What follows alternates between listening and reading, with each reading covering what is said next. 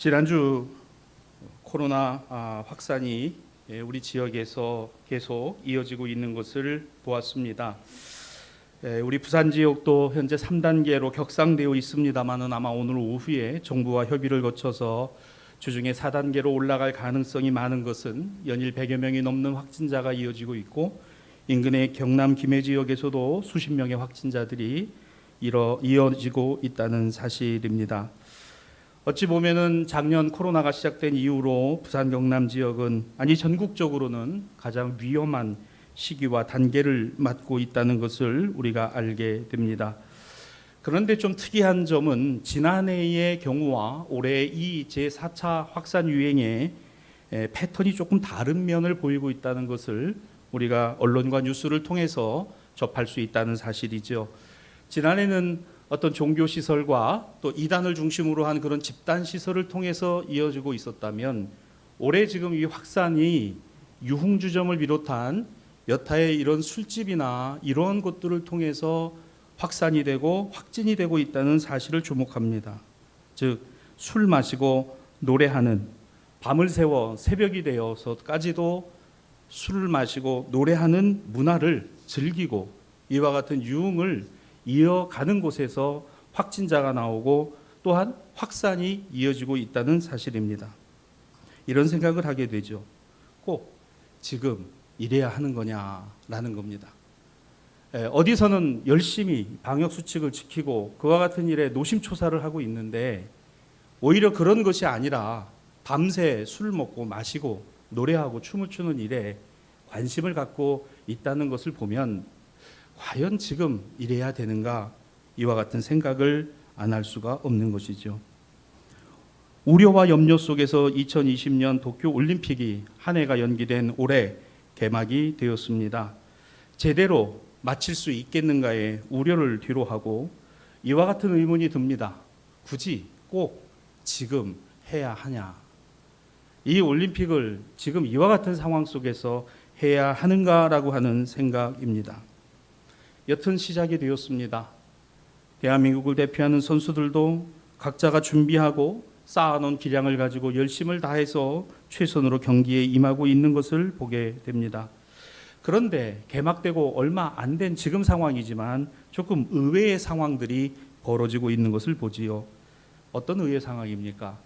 메달이 유력하고 금메달을 딸 것이라고 생각했던 선수들이 무너지고, 또한 그와 같은 기대를 받고 있던 사람들이 탈락하고 있다는 모습입니다.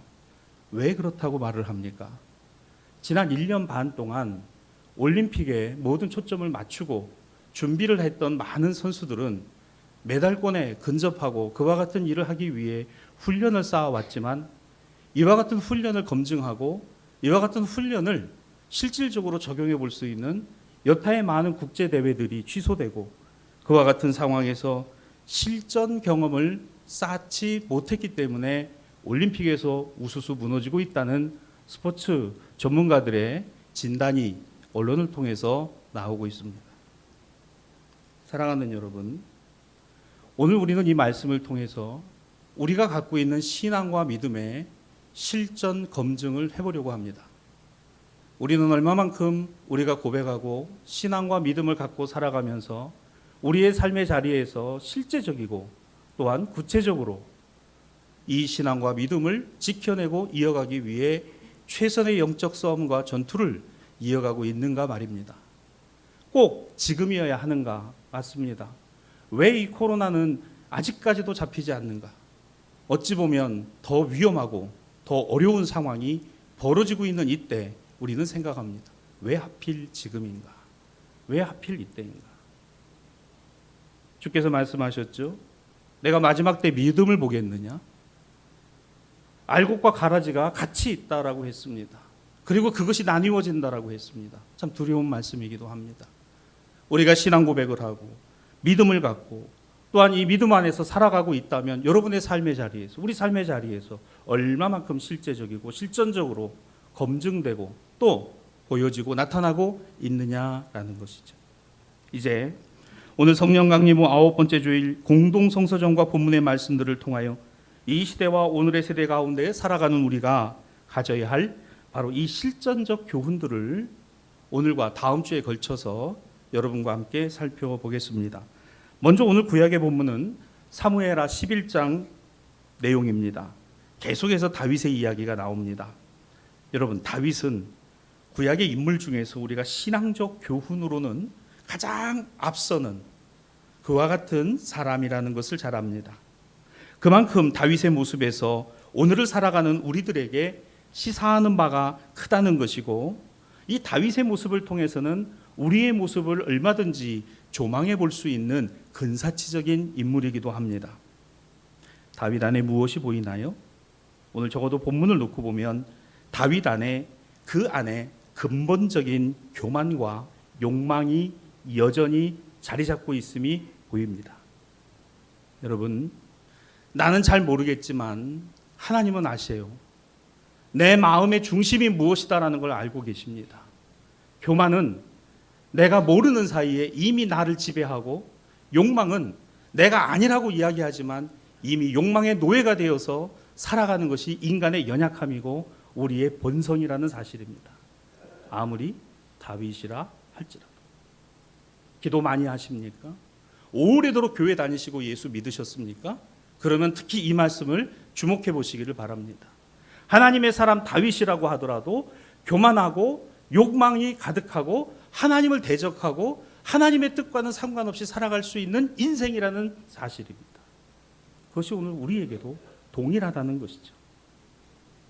욕망은 언제나 교만과 맞닿아 있다는 것입니다. 욕망은 자신이 강하다고 여길 때, 무엇이든지 다 할 수 있다라고 할 때, 무엇든지 다 안다라고 할 때, 바로 여기서부터 싹 트는 것, 이 교만이 욕망과 맞닿아 있습니다. 다윗도 예외가 아니었습니다. 자, 오늘 이 사무엘하 전체 본문 중에서 딱 두 절만 봐도 나타나요. 자, 1절과 2절입니다. 이 말씀을 가만히 보시면 여기에 다윗의 욕망과 교만, 그리고 그의 본성이 잘 드러나 있습니다. 그 해가 돌아와 왕들이 출전할 때가 되며, 여러분, 여기에 그 해가 돌아와 왕들이 출전할 때가 됐다라는 이 말은 유대력으로 새해입니다. 즉 오늘날 우리가 쓰는 달력으로는 3월과 4월경입니다. 이 3월과 4월경은 우기가 끝나고 이제는 건기에 접어드는 파종 시기이기도 합니다. 그래서 이 이스라엘 백성들 초기에는 이 이방인들과 전투를 벌일 때는 우기를 피하고 건기의 전투를 시작하는 것이었어요. 그게 바로 이 1절입니다. 그때에 그 해가 돌아왔을 바로 그때 왕들이 출전할 때 전쟁을 벌이는 바로 그와 같은 시기였습니다. 그렇다면 다윗은 어디에 있어야 합니까? 전장에 있었어야 합니다. 그리고 이 전투를 이끌었어야 합니다. 그런데 이어지는 말씀을 봅니다. 다윗이 요압과 그에 있는 부하들과 이스라엘 군대를 보내었는데 그들이 암몬 자손을 멸하고 랍바를 에워쌌고, 자, 그 다음에 다윗은 예루살렘에 그대로 있었다라고 1절에 기록하죠. 다윗은 그대로 있었다.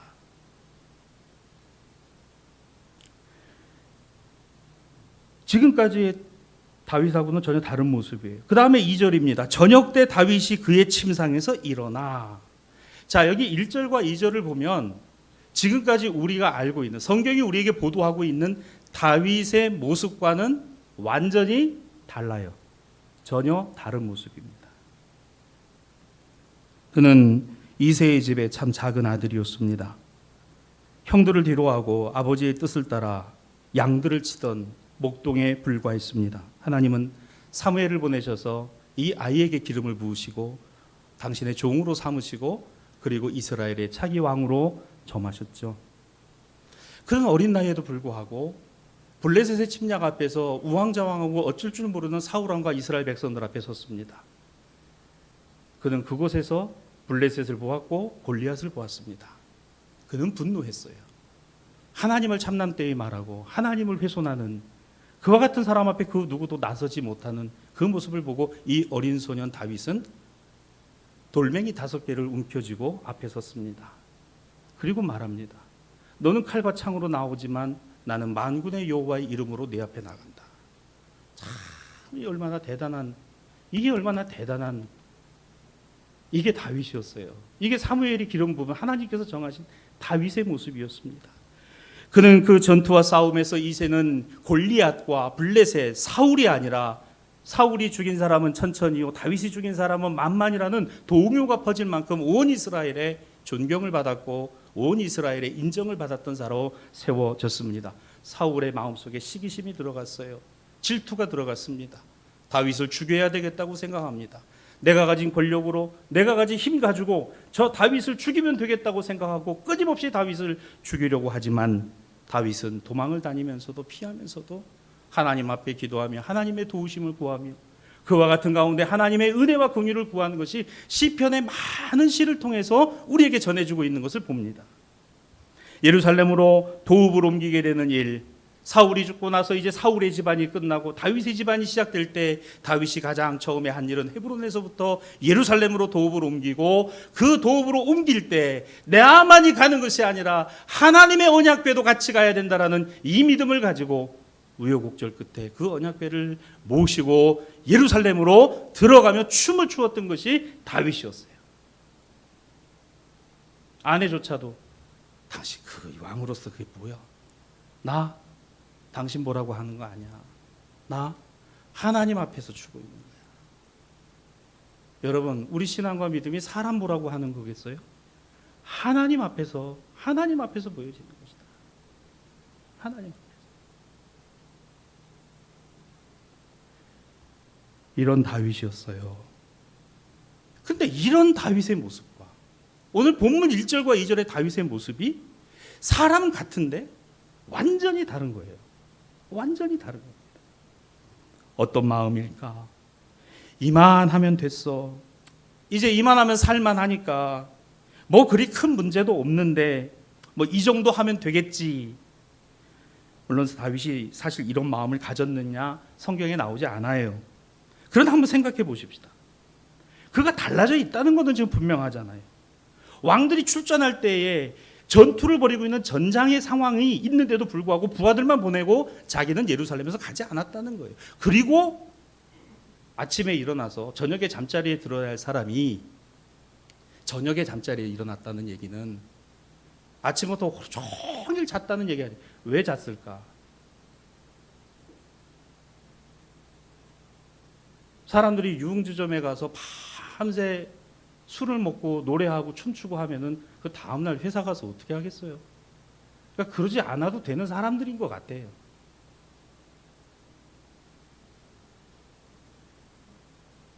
다윗이 그렇게 변했어요. 그렇게 달라졌습니다. 이거 완전히 변질돼 버렸어요. 이만하면 됐다. 야, 이제 예루살렘에 성으로 들어왔고 통일 왕조가 되었고 걱정 근심 없고 충성스러운 장군들이 나아가지고 전투에 임하고 나라 문제 때문에 노심초사하면서 밤에 잠을 못 들었겠어요? 보니까 다윗이 그런 것 같지가 않아요. 나중에 우리아를 불러가지고 우리아에게 모함을 씌우기 위해서 우리아에게 술을 먹이잖아요. 그 술을 먹이는 왕의 잔치 자리가 있었다는 이야기 아닙니까? 다윗이 그런 인간으로 변질되고 말았다는 거예요. 그렇습니다. 그렇게 되니까 그에게 무엇이 달라져 있습니까? 태도가 달라져 있고 말이 달라져 있고 행동이 달라지고 있는 것입니다. 사실 우리 주변에서도 이런 경우들을 종종 봅니다. 그럴 사람이 아닌데 어떤 자리에 가고 어떤 지위에 올라가면 가장 먼저 변하는 게 뭔지 아십니까? 그 태도가 달라져요. 사람을 대하는 태도가 달라집니다. 어떤 자리, 어떤 지위, 어떤 권세 있는 데 가면요, 그 눈빛이 달라지고 말이 달라져요. 안 됩니다. 그게 바로 당신의 교만인 거예요.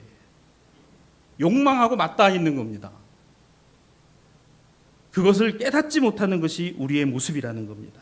가장 먼저 달라지는 게 그거예요. 함부로 반말하고.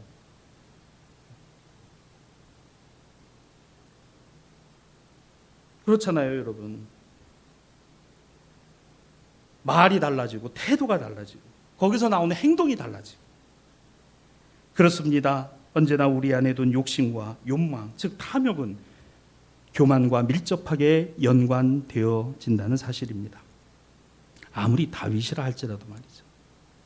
그러면 지금까지 살아오며 다윗이 구하고 생각했던 것이 완전히 달라진 것일까? 분명한 것은 지금 다윗에게는, 다윗의 눈과 시각과 안목에는 전쟁 중인 위급 상황에 왕의 역할에 있는 것이 아니라 오늘 그의 눈과 그의 생각은 어디에 가서 꽂혀 있습니까?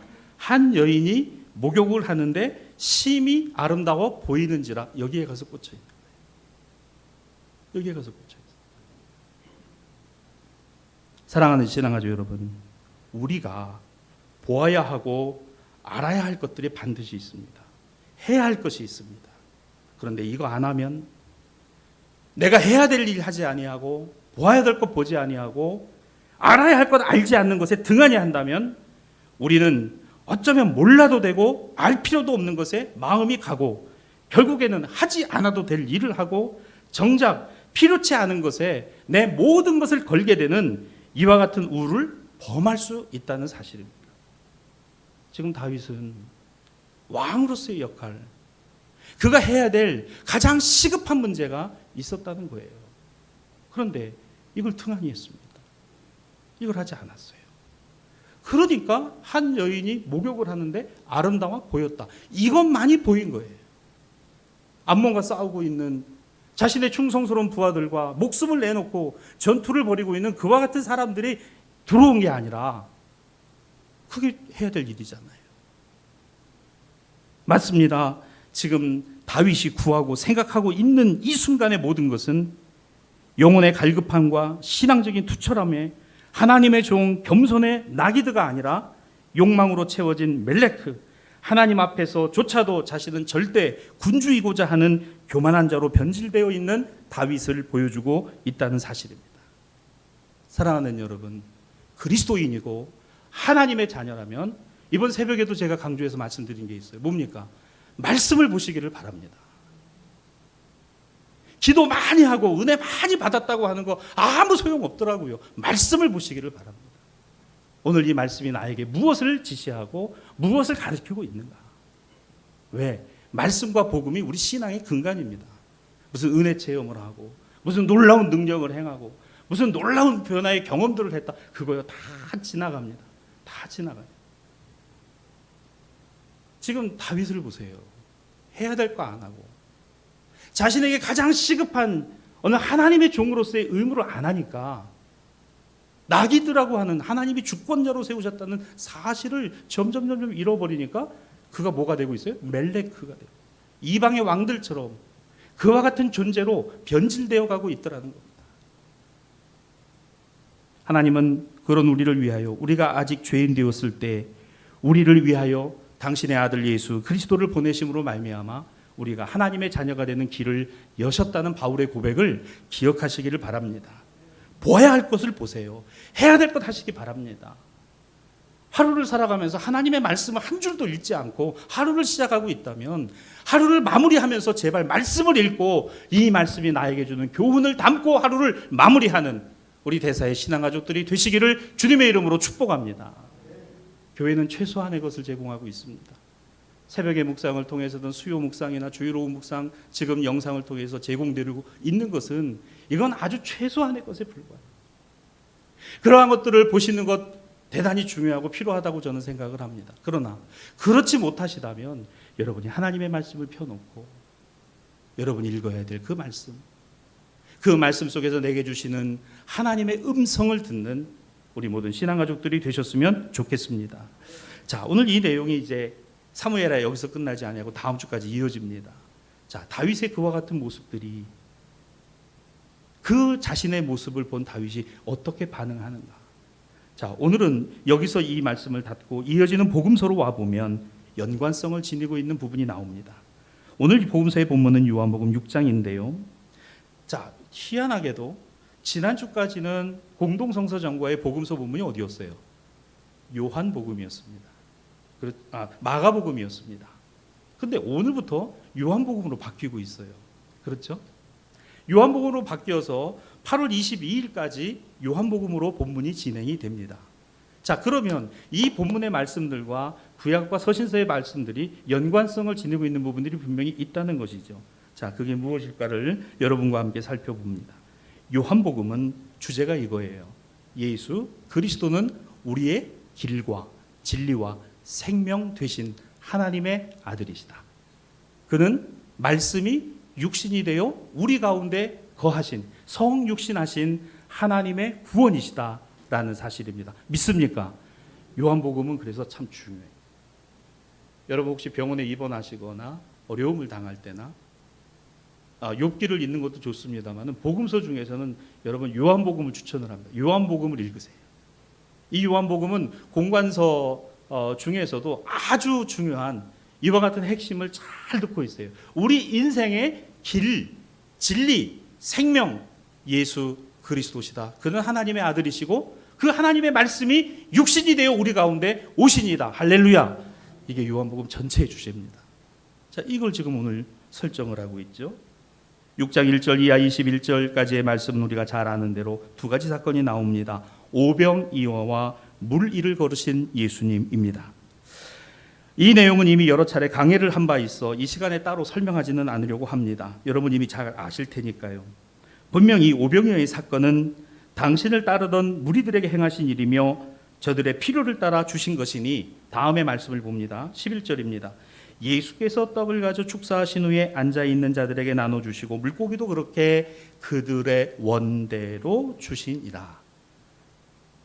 예수님 따랐던 많은 무리들 5천 명이 넘는 배가 고팠어요. 해가 이제 뉘었죠. 먹을 것이 없었습니다.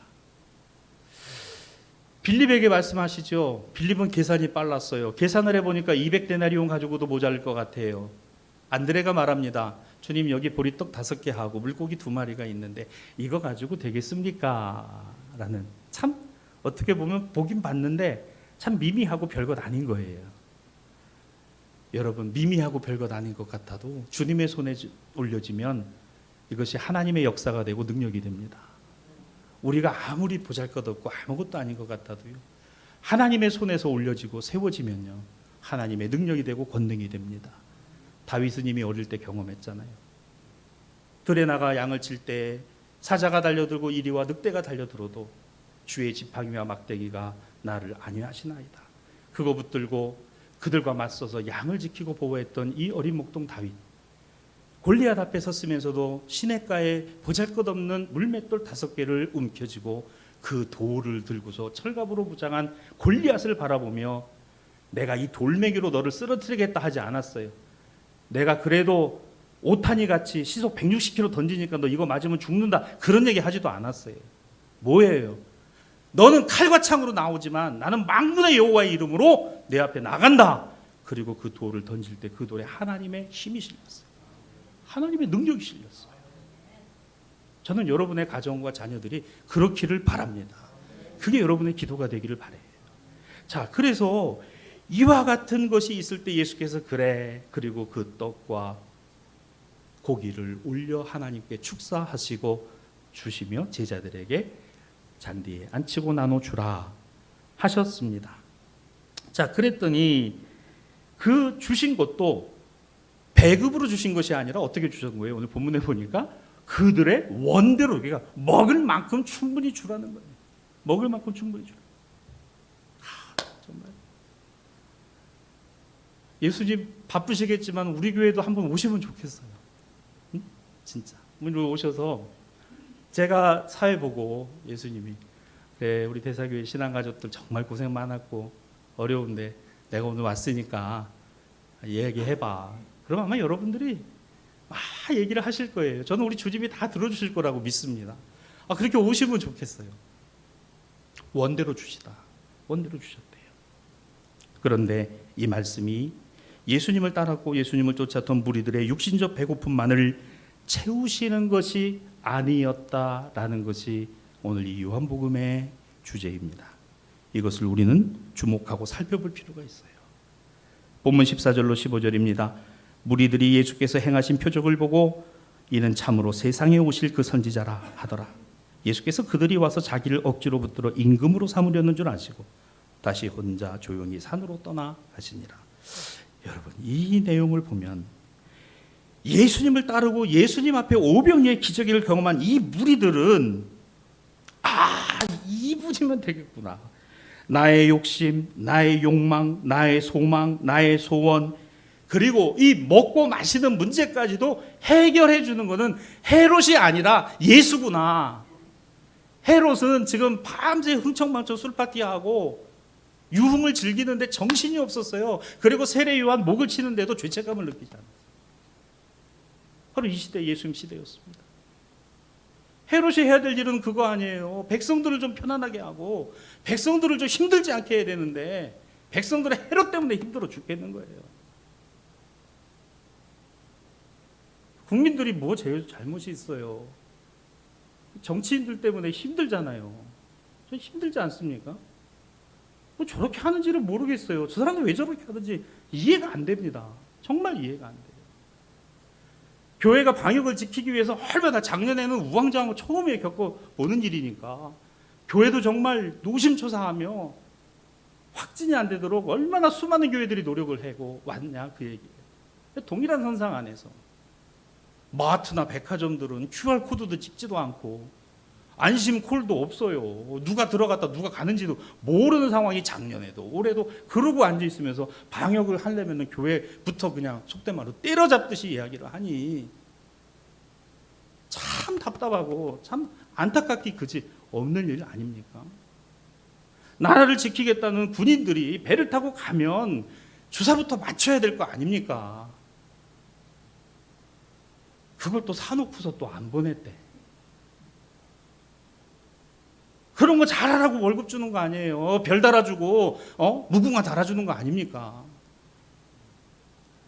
헤롯 안티파스가 잘했어야 되는 거 아니에요. 그런데 5천 명이나 되는 무리를 먹이신 보리떡 5개와 물고기 2마리에 이 사건이 백성들의 마음을 완전히 바꿔버렸어요. 완전히 뒤집어버렸어요. 그들은 어떻게 생각했습니까? 야, 이 예수가 진짜 임금이다. 이 예수는 우리의 먹고 마시는 것을 해결해 줄 수 있는 사람이다. 이게 진짜 지도자다. 오늘 본문에 그게 나오지 않습니까?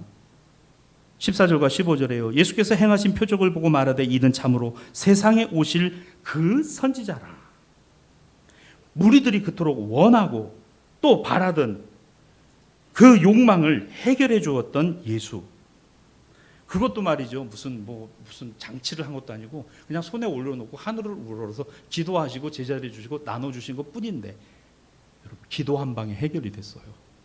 예수님의 기도 한 방에 해결이 됐다. 사랑하는 여러분, 저는 늘 주님의 긍휼을 구해야 된다고 생각합니다. 주님 나를 불쌍히 여기시고 우리 가정을 불쌍히 여기시고 우리 자녀를 불쌍히 여겨달라고 주님이 여기에 동의하신다면, 주님이 그와 같은 마음을 지니신다면 문제는 해결될 것입니다. 어려움은 극복될 것입니다. 힘겨움은 이겨나가게 될 것입니다. 왜? 주님이시니까. 따라합시다. 나는 할 수 없어도 주님은 하신다. 그래요. 이게 우리 믿음이잖아요. 자, 이와 같은 상황이 일어나고 이와 같은 상황이 벌어졌어요. 무리들은 당연히 그렇구나. 자신들이 구했습니다. 자신들이 생각했어요. 우리 왕이 돼달라고. 저 헤롯 필요 없다고. 우리 임금이 돼달라고. 그런데 15절입니다. 자기를 억지로 붙들어 임금으로 삼으려는 줄 아시고 혼자 조용히 산으로 떠나가신 예수님을 봅니다.